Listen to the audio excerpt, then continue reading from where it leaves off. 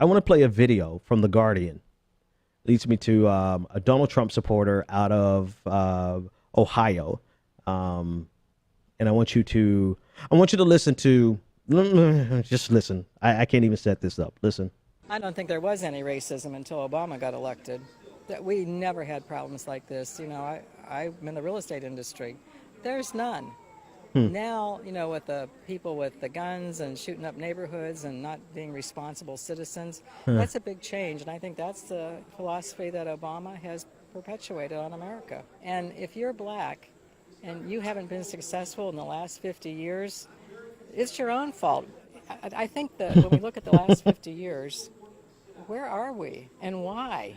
We have 3 generations of all still having unwed She's babies, still talking. Kids that don't go through high school. I mean, when do they take responsibility for how they live? I think it's due time, and I think that's good that Mr. Trump is pointing that out. Yeah, so this is Ohio Trump campaign chair. She was the Ohio Trump campaign chair. And this is her worldview. And she's so confident about this worldview that she was willing to go on the record with The Guardian and didn't think anything wrong with this worldview whatsoever. So much so that she's willing to go in front of a camera and a microphone and discuss why she believes that there was no racism before Obama, then proceeds to allow some of the most racist stereotypes of African Americans to come from her mouth.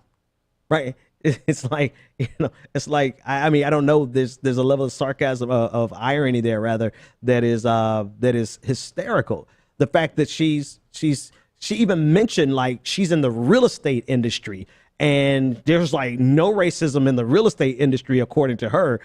Never mind the fact of proven redlining, of housing discrimination, of all these types of systemic racism that has been used to keep black people in certain neighborhoods and prevent black people from getting loans. So she's in the perfect industry to show you how racist America has been and continues to be.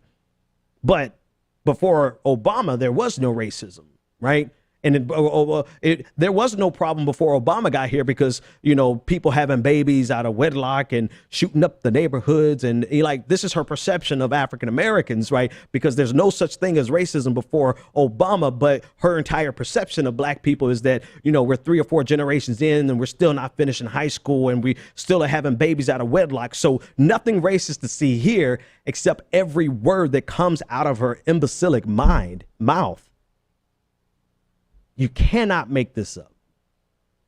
And she doesn't even realize that she is the case study of the type of biases, implicit biases that go into the thinking and the mindsets of white Americans and other races, but predominantly white Americans, that causes them to view African Americans before they know anything about us, before they even know our name. They view us through the lens of criminality. And she's just your nice, friendly neighborhood real estate broker. Amplify that with the testosterone and the chest thumping and pumping of police officers and women, police women too. Amplify that.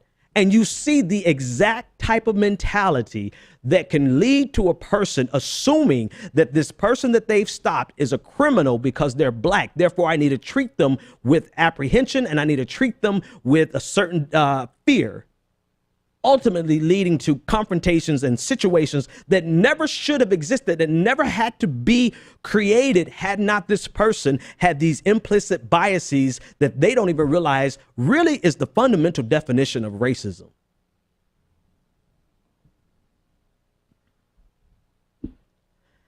And she brought in generational wealth and economics. So I guess I have to talk about that also. The fact that she said that if you're a black person and you're working in America and you're not successful in America over the last 50 years, it's your own fault.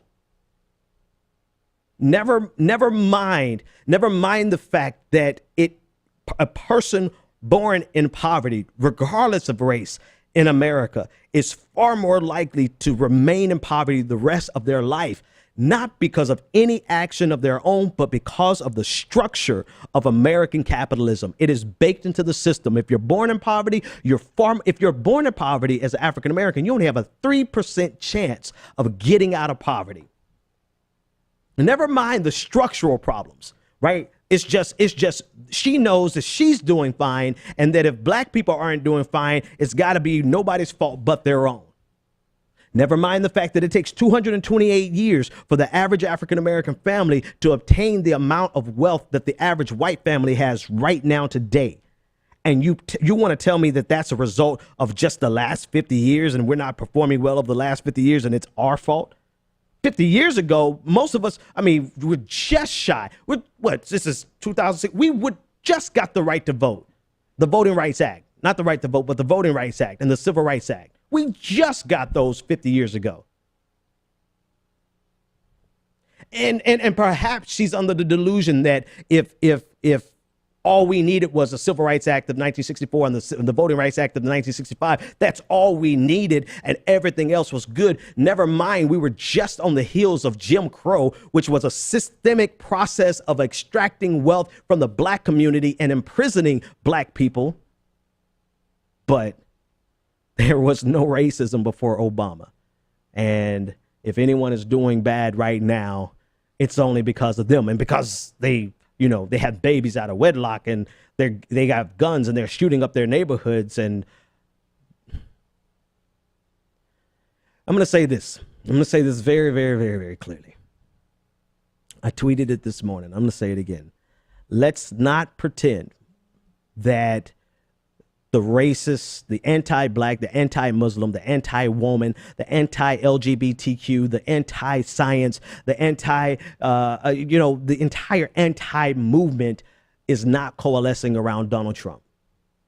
They genuinely believe these things. They believe it so much that they are shocked and dismayed when they are called out on it nationally. They do not see anything wrong with their racist biases that they talk about on a regular basis in their private homes. So this clear, and now Donald Trump has given them permission to come to the limelight and say it loud and proud. I'm racist and I'm proud.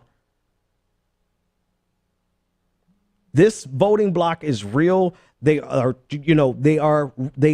not all racist, but if you're looking for a racist, you're going to find them there. If you're looking for a person who has just that are completely clueless about how the world really works, but they're super confident in thinking they do know how it works, you're going to find them there. And I'm not going to give them a blanket pass to go through this election without all of the disdain and ridicule that they deserve for fear of it amplifying Hillary Clinton. I'm not. Because no matter what you want to say about the people who support Hillary Clinton, at least they may be racist, but at least they're able to be shamed. These Trump supporters have no shame. They embrace their bigotry. They feel like their bigotry is a badge of honor and they want to shout it at the top of their lungs. At least the racists that are lingering in the Democratic Party and that are silent racists and the people who are going to vote for this act that is detrimental, at least they have the ability to be shamed. These people have none. They are proud of their bigotry. Do with that what you please.